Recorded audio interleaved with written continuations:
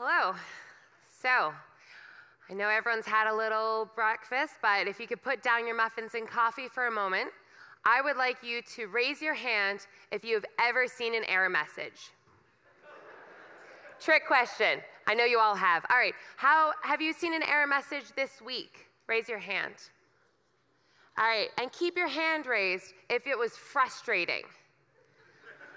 All right. Now take a look around the room. Keep your hands raised. Look at all those frustrated people. I'm one of them. You're one of them. Error messages are frustrating. They happen when something went wrong, when the ideal product experience, the user experience failed, and the user is sitting there like, okay, now what? And we humans we have feelings about software. And when we feel frustrated, we attribute that frustration to the software we're using.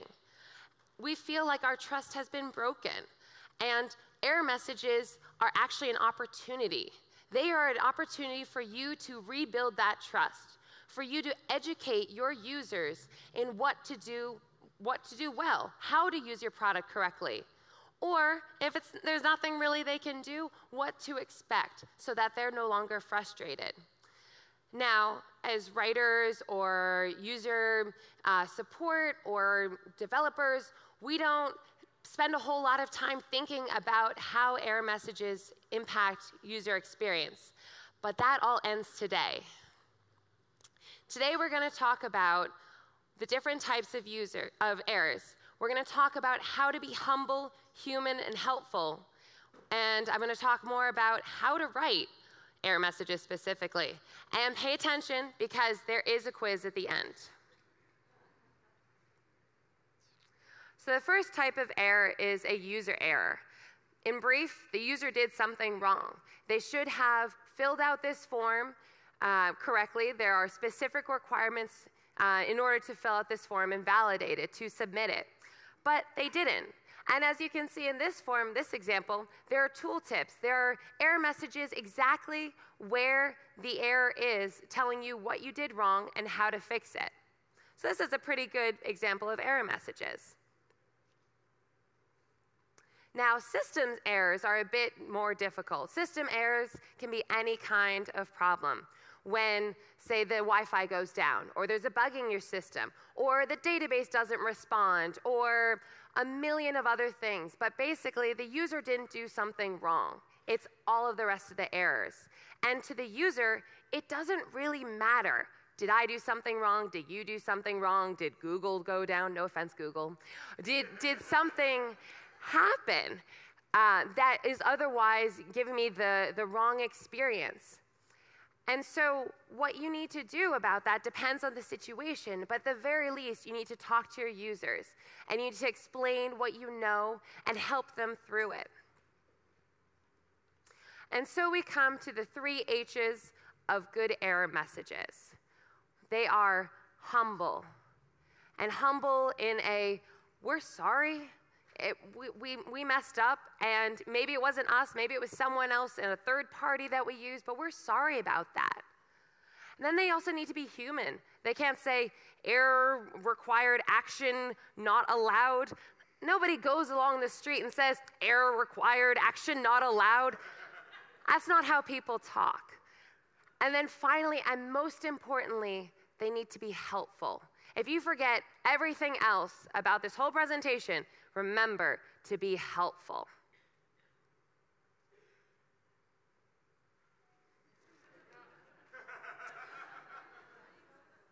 So this error message fails in many respects, but the first one we're talking about is being humble. And this error message says an unknown error occurred. That feels cold. That feels like, we don't know. Oops. It's like, well, okay, I don't have a lot of confidence and trust in your software if you don't take responsibility for the error, if you don't apologize, if you don't show any empathy. Because again, humans, we are putting empathy and empathizing with software. Software is computers. And if they don't empathize back, we feel, oh, okay, this is like a cold machine, which it is, but we want it to appear to not be. This error message says, sorry, we could not reach the Netflix service. Please check network settings to connect to an available network and use Netflix. And it apologizes. It's probably the reason for this error is that the Wi-Fi is down. So it's really your fault that you disconnected from Wi-Fi or you went into a tunnel. But to Netflix, that doesn't matter. They're apologizing that your user experience is not what you expected, and they want you to have a good user experience, even if it's not their fault. It's like if you step on someone's foot, you're like, oh, I'm sorry. It's the polite thing to do. It's not your fault. Their foot was underneath yours. But in the end, it doesn't matter because you're apologizing because you want to help them, and you can't.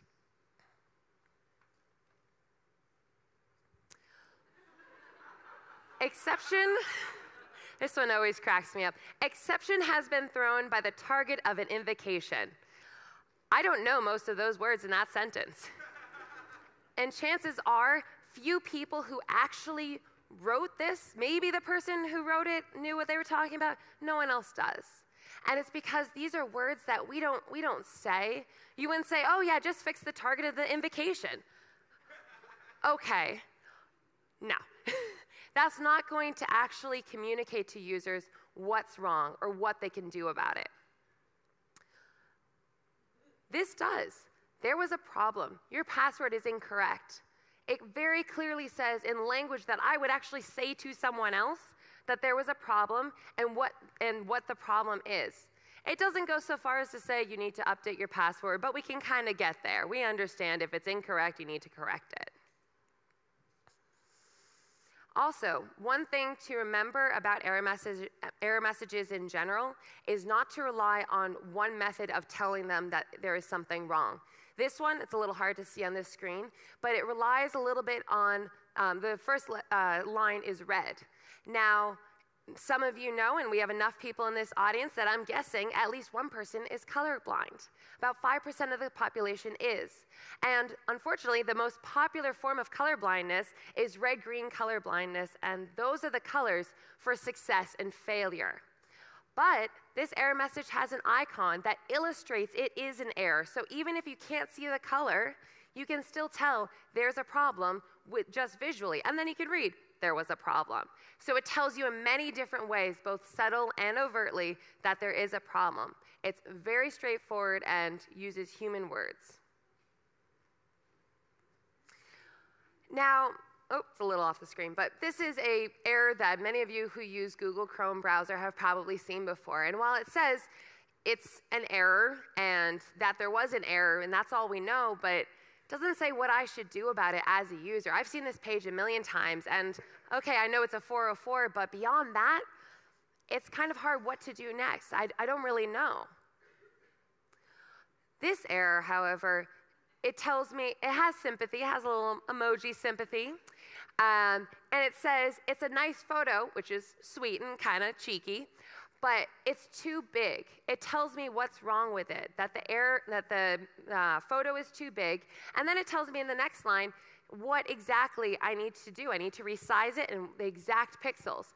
And what's even better is that it says try a different image. The button is clearly labeled with what will happen when I click that button. It's going to bring me to another window to upload a different image.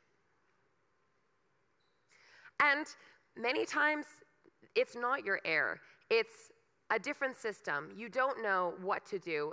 Many times, a 404 is like, oh, I don't know. But you can still give them some kind of idea of what to expect, or should they refresh the page, or come back later, or find an 8-ball for next directions. You can always give them something, and in a case with errors, usually more is better than not enough.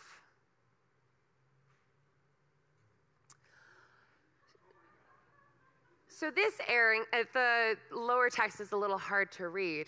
This error says, we'll be back shortly. We may have forgotten to feed the wild beasts that roam our data center, resulting in gnawing and/or mutiny. Animal control has been alerted. Some of you may recognize this one. And while it's cute and the graphic is adorable, it doesn't actually say there's an error.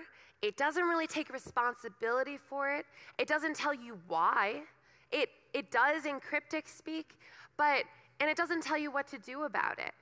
And even if there isn't anything you can do about it, a lot of times people use humor in error messages to kind of ease the frustration, to calm their users down, but in the end, it often feels like you're making fun of them, or it just frustrates them further because they're missing the first 3 H's. They're missing that you have to be humble, that you have to be human about it. Well, they got the human, but, well, sort of.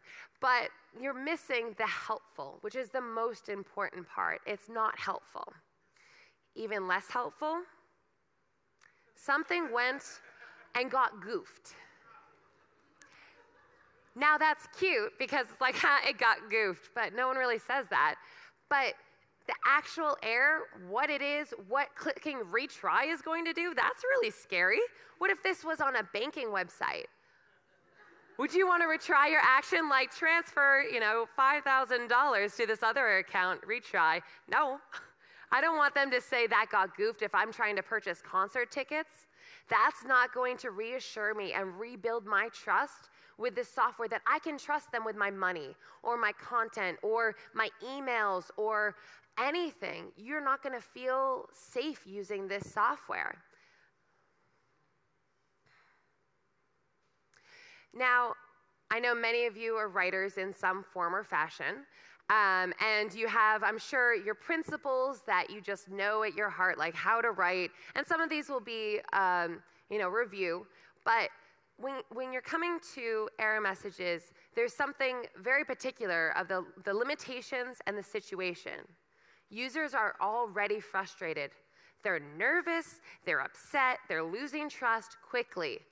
And so, we also know that if it's some kind of software product, people are going to scan. They skim through the words, it's too much, tell me what I need to know. So help them. Put the most important information first. Tell them that there's a problem, and then tell them what the problem is. Don't get fancy. They don't want to read it. They're just trying to find what they need to get on their way. And that's the real point of error messages, is that they stop seeing them, that they can avoid them and keep doing what they're trying to do.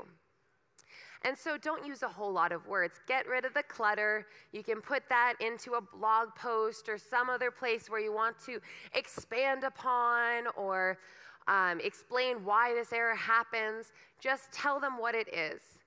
Another key point is to put the object first and the action second. Now, what I mean by that is if you say, press the back button in order to return to the previous page, well, a user looking through your error message is looking for the action, return to the previous page. So to rephrase that, you would say, to return to the previous page, press the back button. That's what the user is looking for. They're trying to think of where will I find the information about the result, not how to get there. And finally, avoid passive verbs. It just feels weak. It feels like you're not taking responsibility. The form must be submitted. No, you must submit the form, or the system will refresh the page. Whatever it is, be active in your verbs. You have a very short box, a very small window of time to rebuild their confidence in your software and in your product. So don't mess it up. Don't pass that by. Use it and really grab their attention. This is your chance to educate them, but do it very carefully. All right, so in summary, remember that you need to acknowledge that there is a problem. You need to apologize, even if it wasn't your error, and explain what you do know about the error.